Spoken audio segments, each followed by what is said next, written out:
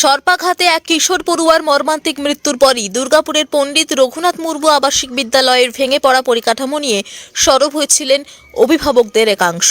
মঙ্গলবার ফের একবার একই অভিযোগ তুলে মহকুমা শাসকের দ্বারস্থ হলেন অভিভাবকদের একাংশ।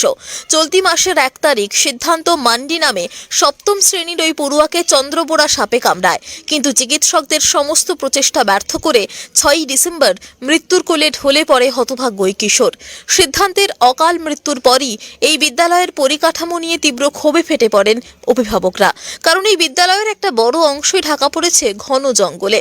ফলে পুরো বিদ্যালয় চত্বর নানান বিষধর সাপের আড্ডাখানায় পরিণত হয়েছে বলে অভিযোগ। একই সঙ্গে তারা অভিযোগ করে বলেন, বিদ্যালয়ে স্থায়ী হেডমাস্টার নেই হোস্টেলে বসবাসের অনুকূল পরিবেশ, দরজা জানলাগুলি ভেঙে পড়েছে, দীর্ঘদিন আগাছা পরিষ্কার না হওয়ায় বিষাক্ত পোকামাকড়ের উপদ্রব লেগেই থাকে। এই রকম একটা ভয়াবহ পরিবেশের মধ্যে তাদের সন্তানদের না রাখতে চেয়ে অনেকেই তাদের বাড়িতে নিয়ে যাওয়ারও সিদ্ধান্ত নেন।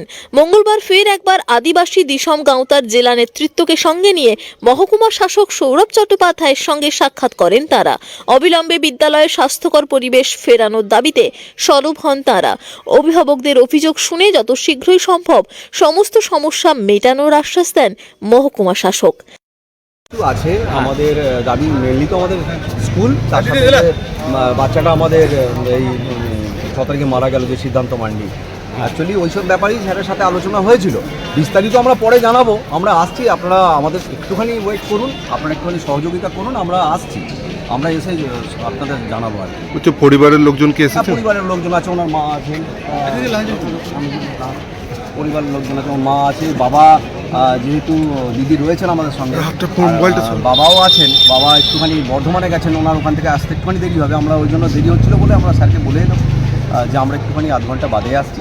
লোকজন আসছে, সমস্ত কিছু এসেছে। মিডিয়া বন্ধুরা আপনারা শুরু থেকে সামনে আমাদের ছিলেন, তখনও ছিলেন, এখনও আছেন, আশা করবো আগামী দিনেও থাকবে। বিদ্যালয়টা কি এখনো পর্যন্ত সাফাই হয়েছে? সাফাই হয়েছে, ওই মানে যেটুকু আমরা তো প্রত্যেক দিনই যাচ্ছি ওখানে, বিশেষ করে শৈলমানদা নিজেই যাচ্ছেন, ছবি টবি প্রত্যেক দিনে তোলা হচ্ছে, আমরা প্রিন্ট করেও রেখেছি কতটা কী কাজ। আর দায়সারা করছে যেন কাজ না হয়, একটা প্রাণ গেল, ওটা অ্যাক্সিডেন্ট বলতে পারি বা ল্যাবস বলতে পারি, কতটা কী হয়েছে, এবং আমাদের চোখে ধামা চাপা দেওয়ার জন্য হয়তো কিছু কাজ এগোচ্ছে। আমরা দুর্গাপুর থেকে নিজস্ব প্রতিনিধির রিপোর্ট, টিভি নিউজ 10। সুলভের সঠিক চিকিৎসার একমাত্র প্রতিষ্ঠান বিবেকানন্দ হসপিটাল। 24 ঘন্টা emergency service, blood bank, trauma care. আপনাদের সেবায় আমরা তৎপর। গুণমান ও পরিষেবায় দুর্গাপুর বিধাননগরের ডক্টর জাকির হোসেন এভিনিউর বিবেকানন্দ হসপিটাল শিল্পাঞ্চলের মানুষের মন জয় করেছে। দক্ষিণ ভারতের স্বনামধন্য চিকিৎসা প্রতিষ্ঠান অ্যাপেলো হসপিটাল, চেন্নাইয়ের চিকিৎসা পরিষেবা এখন আপনার দোরগোড়ায়। আমাদের এখানে রয়েছে অত্যাধুনিক দন্ত চিকিৎসা, টেলিমেডিসিনের ব্যবস্থা, লো রেডিয়েশন সিটি স্ক্যান, অত্যাধুনিক প্যাথোলজি ল্যাব, ইন্ডোস্কোপি, ইউএসজি, সব রকমের ভ্যাকসিনেশন ও কার্ডিয়াক কেয়ার ফ্যাসিলিটি। শিল্পাঞ্চল দুর্গাপুরের অ্যাপেলো ক্লিনিকে চেন্নাইয়ের সমস্ত সফল ডাক্তারের পরামর্শ আপনি এখানে বসেই পেয়ে যাবেন। ডাক্তারের সঙ্গে আলোচনা থেকে শুরু করে ট্রিটমেন্ট সবই এখন অ্যাপেলো ক্লিনিক দুর্গাপুরে। তাই আর দেরি না করে চিকিৎসা সংক্রান্ত সব সমস্যার সমাধান করতে আজই আসুন অ্যাপেলো ক্লিনিক দুর্গাপুর। আমাদের ঠিকানা আরা শিবতলা রোড, মুচিপাড়া, দুর্গাপুর, তপবন সিটির সন্নিকটে।